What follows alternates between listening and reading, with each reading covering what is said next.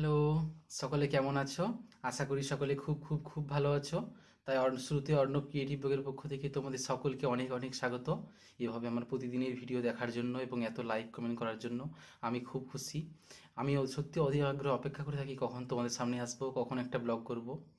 আর তোমাদেরকে বলেইছি আগের ব্লগগুলোতে যে এই সপ্তাহটা উচ্চ মাধ্যমিক পরীক্ষার্থীদের জন্য, যারা আমার এত চ্যানেলের কমেন্ট করে, লাইক করে এবং শেয়ার করে। তো তাদের জন্য তারা অনেক রিকোয়েস্ট করেছে যে তাদের একটা সাজেশন বানিয়ে দেওয়ার জন্য, যেগুলো পাচ্ছে আর কি, যে সাবজেক্টগুলো। বাংলাটা এখন দিচ্ছি আপাতত, ইতিহাস ভূগোলটা করার চেষ্টা করছি এবং সংস্কৃত। যেহেতু আমি আর্টসে পড়েছি এবং আমার সাবজেক্ট আমার বাংলা অনার্স, তাই বাংলাটা প্রথম করলাম। যেহেতু বাংলা আমাদের মাতৃভাষা, তার জন্য বাংলা সাজেশনটা আগে দিচ্ছি। আর বাংলা সেশনটাই সব কিছু প্রায় দেওয়াই হয়ে গেছে। আমার বাংলা দিয়েছি এবং গল্পেও দিয়েছি। তাছাড়া হচ্ছে ব্যাকরণ, ধ্বনিতত্ত্ব সব কিছু দেওয়া হয়ে গেছে, শুধু বাকি ছিল কবিতা অংশটা। কবিতার মধ্যে রূপনারায়ণ কুলের শিকার, মহাদেশ, আমি দেখি এবং কন্দ্রনাথ জননীর পাশে, এ কয়েকটা কবিতা থেকে কি কি কোশ্চেন আসতে পারে দেয়া হয়নি, এটা আজকে দিচ্ছি এই ব্লগটা। এবং নাটক থেকে ও আন্তর্জাতিক কবিতা কি কি কোশ্চেন আসতে পারে, দেখো সব কোশ্চেনই করা উচিত, তবুও একটা কমন সাজেশন করে দেওয়ার জন্য অনেক রিকোয়েস্ট করেছো। তার জন্য একটা খুব ভেরি ভেরি ইম্পর্টেন্ট যে কোশ্চেনগুলো, যেগুলো এবছর আসার সম্ভাবনা খুব বেশি, সেগুলোই করেছি। খুব বেশি নেই, অল্পই। তো আমরা সব হয়তো করে নিয়েছো, আর তো বেশি দিন বাকি নেই পরীক্ষাকে, আর এক সপ্তাহ আছে মাত্র। তোমাদের সব শেষ হয়ে গেছে, তাও দেখে নাও এগুলো হয়েছে কিনা। তোমরা এত করে বলেছো, তাই তোমাদের জন্যই। ঠিক আছে, দেখো রচনাধর্মী কোশ্চেনই বলছি। শর্ট প্রশ্ন তো বলা সম্ভব নয় এত ছোট ব্লগে। রূপনারায়ণ কুলি থেকে কি কি বড় কোশ্চেন আসতে পারে দেখে নাও। প্রথম কোশ্চেন আসতে পারে, জানলাম এ জগৎ স্বপ্ন নয়। রূপনারায়ণের কুলে কবিতা অবলম্বনে কবির এই ভাবনা তাৎপর্য লেখো। আরেকবার কোশ্চেনটা বলছি, জানলাম এ জগৎ স্বপ্ন নয়। রূপনারায়ণের কুলে কবিতা অবলম্বনে কবির এই ভাবনা তাৎপর্য আলোচনা করো। এই কোশ্চেনটা খুব গুরুত্বপূর্ণ। এর পরের কোশ্চেন আসতে পারে, সত্য যে কঠিন এই উপলব্ধিতে কবি কিভাবে উপনীত হলেন তা রূপনারায়ণের কুলে কবিতা অবলম্বনে লেখো। অথবা কোশ্চেনটা ঘুরিয়ে আসতে পারে, সে কখনো করে না বঞ্চনা, কে কখনো বঞ্চনা করে না, কবি কিভাবে এমন ভাবনায় উপনীত হয়েছেন। খুব গুরুত্বপূর্ণ কোশ্চেন। 3 নম্বর কোশ্চেন আসতে পারে, আমৃত্যু দুঃখের তপস্যাই জীবন, কি বিখ্যাত লাইন। কবি জীবনকে কেন দুঃখের তপস্যা বলেছেন, এখানে কবির মনোভাব বিবর্তনে যে ছবি পাওয়া যায় তার নিজের ভাষায় লেখো। অথবা যদি কোশ্চেনটা আসতে পারে ঘুরিয়ে, একই উত্তর হবে, আমৃত্যু দুঃখের তপস্যা এই জীবন, উদ্ধৃতিটির মর্মার্থ বিশ্লেষণ করো। খুব গুরুত্বপূর্ণ কোশ্চেন। এবং 4 নম্বর কোশ্চেন হতে পারে, রক্তের অক্ষরে দেখিলাম আপনার রূপ, বক্তাকে তিনি রক্তের অক্ষরে কিভাবে আপনার রূপ দেখেছেন। অথবা কোশ্চেনটা ঘুরিয়ে আসতে পারে, রক্তের অক্ষরে দেখিলাম আপনার রূপ, বক্তাকে উক্তিটিতে কবির কি ভাবনা প্রকাশ পেয়েছে। খুব গুরুত্বপূর্ণ কোশ্চেন। এবং 5 নম্বর কোশ্চেন হতে পারে, মৃত্যুতে সকল দেনা শোধ করে দিতে, পংক্তিটির সাধারণ অর্থ কি বুঝিয়ে দাও। কাছে কার দেনা, কি জন্য দেনা, মৃত্যুতে তা কিভাবে শোধ হবে। খুব গুরুত্বপূর্ণ কোশ্চেন। 6 নম্বর কোশ্চেন, রূপনারায়ণের কুলে কবিতাটির মর্মবস্তু বিশ্লেষণ করো। অথবা আসতে পারে, রূপনারায়ণের কুলে কবিতাটির মূল বক্তব্য সংক্ষেপে আলোচনা করো। আরেকবার কোশ্চেনটা বলছি, রূপনারায়ণের কুলে কবিতাটির মর্মবস্তু বিশ্লেষণ করো। অথবা রূপনারায়ণের কুলে কবিতাটির মূল বক্তব্য সংক্ষেপে আলোচনা করো। একই কোশ্চেন ঘুরিয়ে আসতে পারে, ভালোভাবে তোমরা এগুলো করবে। এবং 7 নম্বর কোশ্চেন হতে পারে, চিনিলাম আপনারে, কে কখন কিভাবে নিজেকে চিনলেন, এর ফলে তার মধ্যে যে প্রতিক্রিয়া হয়েছিল তার নিজের ভাষায় লেখো। অথবা কোশ্চেনটা ঘুরিয়ে আসতে পারে, একই কোশ্চেন, চিনিলাম আপনারে আঘাতে আঘাতে, বেদনায় বেদনায়, উদ্ধৃতিটি তাৎপর্য বিশ্লেষণ করো। খুব গুরুত্বপূর্ণ কোশ্চেন। এই কোশ্চেনগুলো করলে আশা করি তোমরা পাবে এর মধ্যে কমন। রূপনারায়ণের কুলে এগুলো করলেই হবে। এরপর হচ্ছে শিকার। শিকার থেকে লং কোশ্চেন দিচ্ছি না, এবছর আসার সম্ভাবনা অতটা নেই। এমসিকিউ করবে, এসিকিউ কোশ্চেন কয়েকটা বলে দিচ্ছি আসতে পারে। যেমন এসিকিউ যেগুলো লিখতে হবে, সংক্ষিপ্ত প্রশ্ন যেগুলো আমরা বলি, যেমন নিস্পন্দ নিরপরাধ ঘুম বলতে কি বোঝো, এখনো আগুন জ্বলছে তাদের, কারা কেন আগুন জ্বালিয়েছে, করতে পারো এই কোশ্চেনটা। এবং করতে পারো যে ভোরের আকাশের তারার জন্য কবি কোন উপমা ব্যবহার করেছেন। তেমনি একটি তারা আকাশে জ্বলছে এখনো, একটি তারা আকাশে কিসের মতো জ্বলছে। হরিণের শরীরটা ঘুমহীন ক্লান্ত বিহল ছিল কেন, এগুলো সব এসিকিউ কোশ্চেন।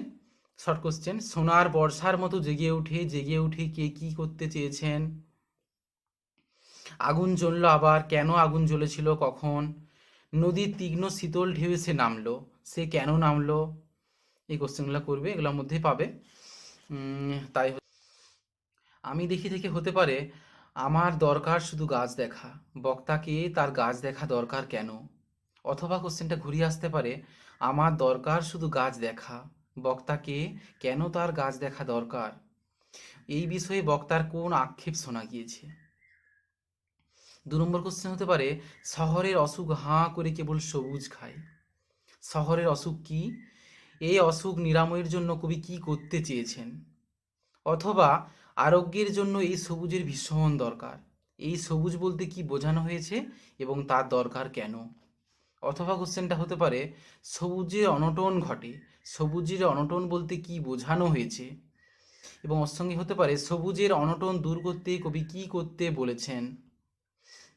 অথবা একটা কোশ্চেন দেখো কত রকমভাবে আসতে পারে, গাছ আনো বাগানে বসাও, একই কোশ্চেন, কবি কেন বাগানে গাছ বসাতে বলেছেন, একই উত্তর হবে।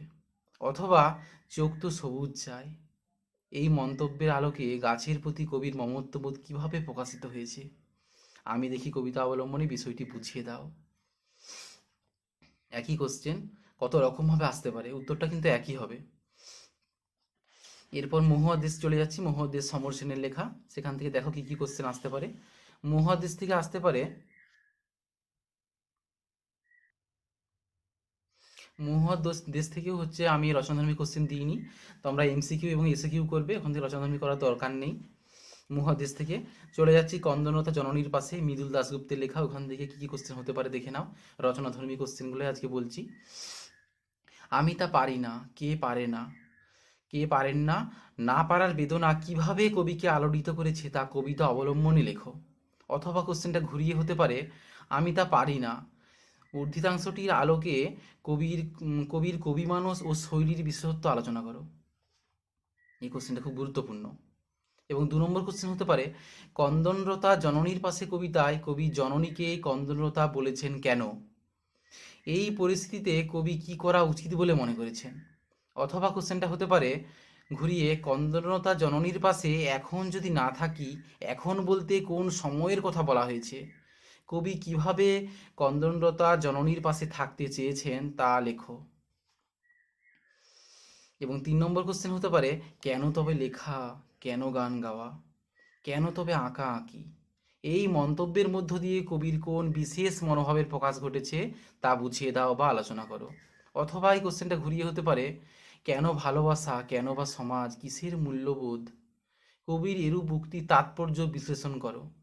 অথবা হতে পারে আমি কি তাকাবো আকাশের দিকে বিধির বিচার চেয়ে?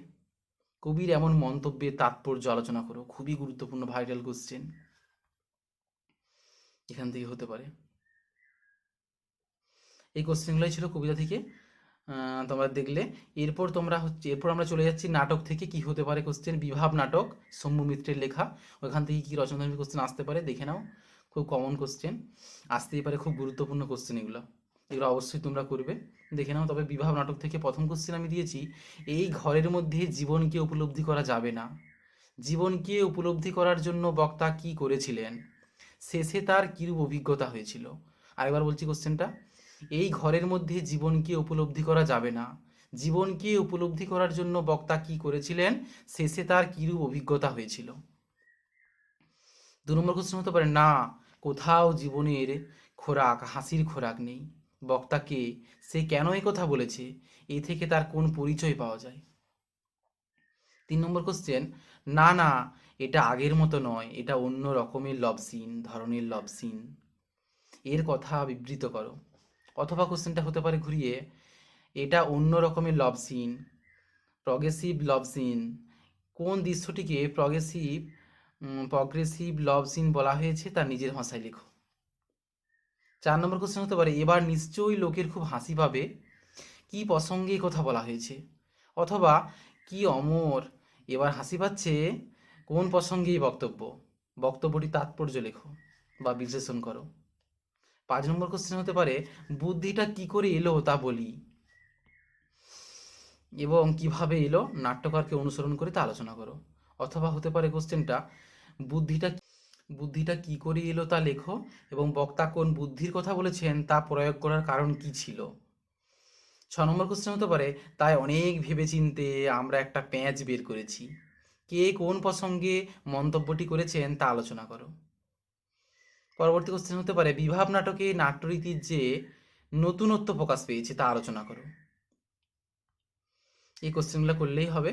এরপর নানা রঙের দিনগুলি থেকে দেখো কি আসতে পারে। নানা রঙের দিন, যেটা অজিত এস বন্দ্যোপাধ্যায়ের লেখা, ওখান থেকে প্রথম কোশ্চেন দিয়েছি আমি, শিল্পকে যে মানুষ ভালোবেসেছে তার বার্ধক্য নেই কালীনাথ।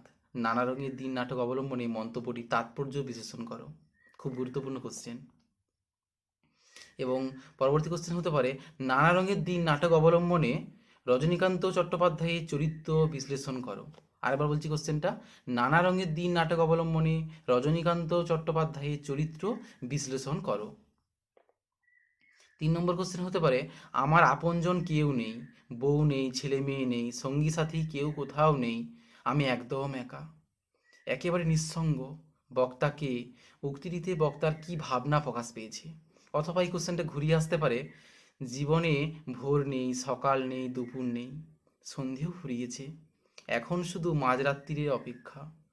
উক্তিটিতে বক্তার যে মনোভাব প্রকাশ পেয়েছে তা আলোচনা করো। অথবা একই কোশ্চেন ঘুরিয়ে আসতে পারে 3 রকমভাবে। অথবা হতে পারে, যারা বলে অভিনয় একটা পবিত্র শিল্প তারা সব গাধা গাধা। বক্তাকে উক্তিটি তার তাৎপর্য বিশ্লেষণ করো। খুবই গুরুত্বপূর্ণ কোশ্চেন।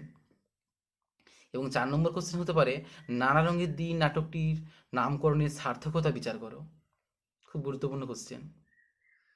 এবং পরবর্তী কোশ্চেন হতে পারে, আমাদের দিন ফুরিয়েছে কে কার প্রসঙ্গে উক্তি করেছেন, বক্তার এই উপলব্ধির কারণ ব্যাখ্যা করো। এরপর আন্তর্জাতিক কবিতা থেকে চলে যাচ্ছে। আন্তর্জাতিক কবিতা, যেটা পড়তে জানে এমন এক মজুরির প্রশ্ন। এখান থেকে কী কোশ্চেন হতে পারে দেখে নাও। এখান থেকে প্রথম কোশ্চেন আমি দিয়েছি, ভারত জয় করেছিল তরুণ আলেকজান্ডার, একলাই নাকি আলেকজান্ডারের পরিচয় দাও। এই প্রশ্নের মাধ্যমে বক্তা কি বলতে চেয়েছেন। 2 নম্বর কোশ্চেন, পড়তে জানে এমন এক মজুরির প্রশ্ন কবিতায় কবির সমাজ চেতনার পরিচয় দাও। কবি যে সমাজ চেতনার প্রকাশ পেয়েছে সেটা আলোচনা করো, আসতে পারে। এবং 3 নম্বর কোশ্চেন হতে পারে, পাতায় পাতায় জয়, জয়োৎসবের ভোজ বানাতো কারা, জয়োৎসবের ভোজ কথার অর্থ কী। যার জয়োৎসবের ভোজ বানাতো তাদের প্রতি কবি যে মনোভাব ফুটে উঠেছে তা আলোচনা করো, বা সেই মনোভাবের পরিচয় দাও। এবং 4 নম্বর কোশ্চেন হতে পারে, কে জিতেছিল, একলা সে। একলা সে বলতে কার কথা বলা হয়েছে, উক্তিটিতে কবির কি ভাবনা প্রকাশ পেয়েছে। অথবা এই কোশ্চেনটা ঘুরিয়ে আসতে পারে, 7 বছরের যুদ্ধ জিতেছিল দ্বিতীয় ফেডারি, কে জিতেছিল, একলা সে। উক্তিটির অন্তর্নিহিত ভাবনা পরিস্ফুট করে আলোচনা করো বা পরিস্ফুট করো। এরপর দেখে নাও অলৌকিক ভারতীয় গল্প, অলৌকিক কর্তার সিং দুঙ্গারের লেখা। সেখান থেকে কী কী কোশ্চেন আসতে পারে, রচনাধর্মী কোশ্চেন বলে দিচ্ছি কয়েকটা। গুরু নানকের হাতের ছাপ ওতে আজও লেগে রয়েছে। গুরু নানকের হাতের ছাপ কোথায় লেগে রয়েছে, এই প্রসঙ্গে বর্ণিত ঘটনাটি উল্লেখ করো। খুব গুরুত্বপূর্ণ কোশ্চেন। 2 নম্বর কোশ্চেন হতে পারে, ঠিক হলো ট্রেনটা থামানো হবে, কোন ট্রেনের কথা বলা হয়েছে, সেটি কিভাবে থামানো হয়েছিল। অথবা ঝড়ের বেগে ছুটে আসা ট্রেন থামানো গেল, পাথরের চাই থামানো যাবে না কেন। ট্রেন থামানোর দরকার হয়েছিল কেন, ট্রেন কিভাবে থামানো হয়েছিল। এই কোশ্চেনটা খুব গুরুত্বপূর্ণ।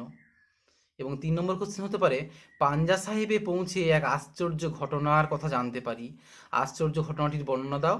অথবা কোশ্চেনটা হতে পারে ঘুরিয়ে, অবাক বিহ্বল বসে আছি, মুখে কথা নেই, মুখে কথা নেই কেন।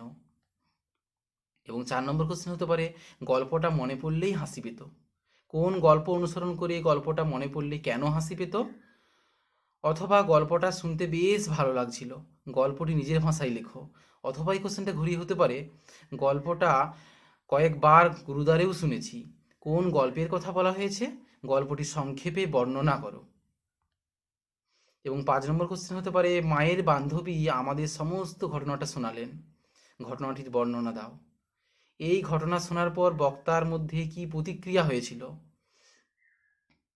এই কোশ্চেনটা, এই কয়েকটা কোশ্চেন তোমাদেরকে দিলাম, তোমরা অবশ্যই এগুলো করবে, ফলো করবে, দেখবে কমনভাবে এর মধ্যে আশা করি। এগুলো খুব গুরুত্বপূর্ণ কোশ্চেন, ভাইটাল কোশ্চেন। তোমরা সবই করবে কিন্তু এগুলো একটু ভালোভাবে দেখবে, কমন পাবে নিশ্চয়ই এর মধ্যে। প্রায় সব কোশ্চেনই দিয়েছি এবং সব জায়গায় তোমাদেরকে কাভার করতে পারলাম। যাই হোক, বাংলার সমস্ত সাজেশন পুরোটাই দিতে পারলাম তোমাদেরকে।